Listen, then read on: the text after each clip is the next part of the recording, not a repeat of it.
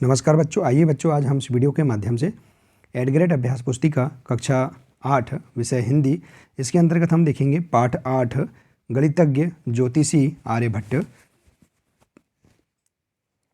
देखिए बच्चों, हम इस पाठ के सभी प्रश्नों के आंसर हम किस प्रकार से अपनी पाठ्यपुस्तकों से हम पूर्ण कर सकते हैं, आइए आज हम इस वीडियो के माध्यम से जानेंगे। तो देखिए दिया है, प्रश्न पहला है, प्राचीन काल में चंद्र ग्रहण या सूर्य ग्रहण के लिए किसे उत्तरदायी माना जाता था। तो आप इस प्रश्न का आंसर पृष्ठ क्रमांक 55 के अनुच्छेद 3 में देख सकते हैं। तो देखिए, राहु नाम के राक्षस को। इसके बाद देखिए अगला प्रश्न है, भट्ट का पर्यायवाची शब्द क्या है। इस प्रश्न का आंसर देख सकते हैं पृष्ठ क्रमांक 56 में। भट्ट का पर्यायवाची शब्द है योद्धा। इसके बाद देखिए अगला प्रश्न है, पाठ में आए सूर्य ग्रहण के उल्लेख के स्थान पर दूसरा उदाहरण किस समकक्ष भौगोलिक घटना का हो सकता है। तो चंद्र ग्रहण का। देखिए, और इसके बाद देखिए अगला प्रश्न है, प्रश्न चौथा, आर्यभट्टी ग्रंथ के बारे में कैसे पता चला था। तो आप पृष्ठ क्रमांक 58 में देख सकते हैं, इसके अनुच्छेद अंतिम में।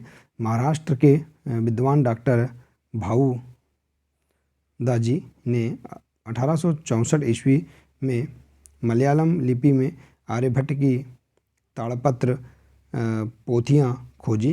तो इस प्रकार से हम इस प्रश्न का आंसर बता सकते हैं। तो आइए इसी प्रकार से देखते हैं, अगला पेज नंबर है 19। इसमें दिए गए प्रश्नों के आंसर देखिए, आर्यभट्ट का सही परिचय कब और कैसे हुआ। तो महाराष्ट्र के विद्वान ने 1864 ईस्वी में आर्यभट्ट की पोथियाँ खोजी, तब आर्यभट्ट का सही परिचय मिला। ठीक है, इसी प्रकार से देखिए अगला प्रश्न है, आर्यभट्ट ने पृथ्वी के बारे में किन मान्यताओं का खंडन करने का साहस किया था। तो आर्यभट्ट ने साफ शब्दों में कहा था कि पृथ्वी स्थिर नहीं है, यह अपनी धुरी पर चक्कर लगाती है। इसी प्रकार से अगला प्रश्न देखिए, दीर्घ उत्तरी प्रश्न, प्रश्न 7, आर्यभट्ट के वैज्ञानिक योगदान के बारे में अपने विचार लिखिए। संपूर्ण पाठ की समझ के आधार पर आप स्वतंत्र अभिव्यक्ति के आधार पर लिख सकते हैं। आर्यभट्ट का ज्ञान विज्ञान के क्षेत्र में महत्वपूर्ण योगदान है।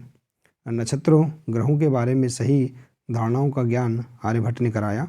उन्होंने पृथ्वी की गति के बारे में अपने विचार खुलकर सबके सामने रखे थे।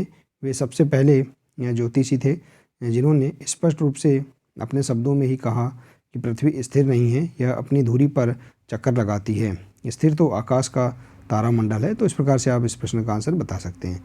आइए इसी प्रकार से देखते हैं, अगला पेज नंबर है 20। इसमें दिया गया है मूल्यांकन 6। देखिए, इसके अंतर्गत प्रश्न दिए गए हैं, आकाश में स्थित खगोलीय पिंड जैसे सूर्य, चंद्र, तारे आदि पूर्व से पश्चिम की ओर जाते क्यों दिखाई देते हैं। तो पृष्ठ क्रमांक 27 में देख सकते हैं। तो क्योंकि पृथ्वी अपनी धुरी पर घूर्णन करती है।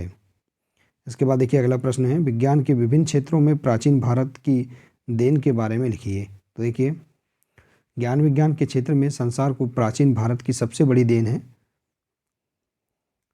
शून्य सहित केवल 10 अंक संकेतों से भी संख्याओं को व्यक्त करना।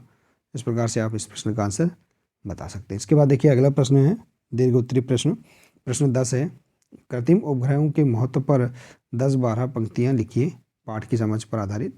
तो कृत्रिम उपग्रह